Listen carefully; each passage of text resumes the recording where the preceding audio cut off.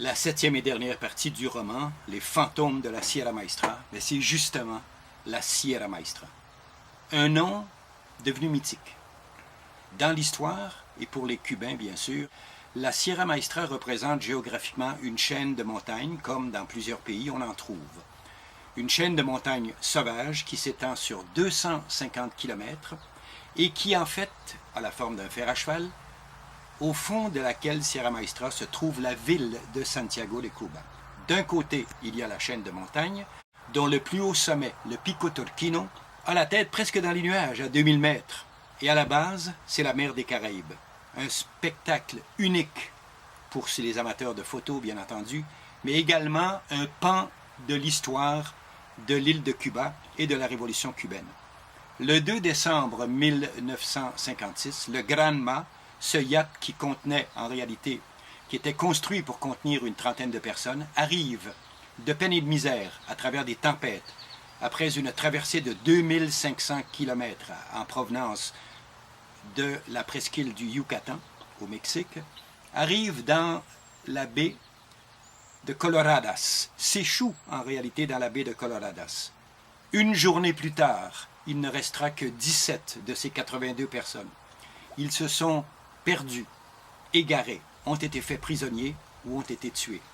Ces 17 personnes constitueront le noyau de la révolution cubaine.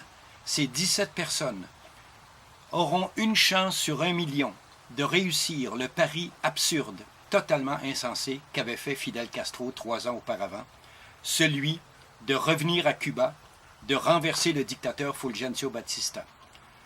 Au bout d'un an, les 17 seront devenus 300. Un an plus tard, ils seront 3000. Le peuple entier va soutenir cette révolution et le 2 janvier 1959, les troupes de Che Guevara, la 8e colonne, après la grande victoire de Santa Clara, entreront victorieux à La Havane. Le cœur de Santiago de Cuba a battu de toutes ses forces. L'âme du peuple cubain a vibré. 6 millions de Cubains, telle était la population cubaine en 1959, ont crié victoire, ont crié libération. Le dictateur était renversé.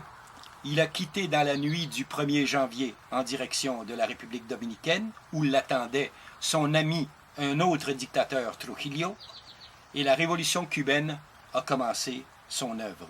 La Sierra Maestra restera à jamais non seulement un point dans la géographie de Cuba, un endroit formidable, d'ailleurs, à découvrir, mais restera à tout jamais l'endroit où le cœur de Cuba a battu à pleine force et où l'âme de Cuba a vibré.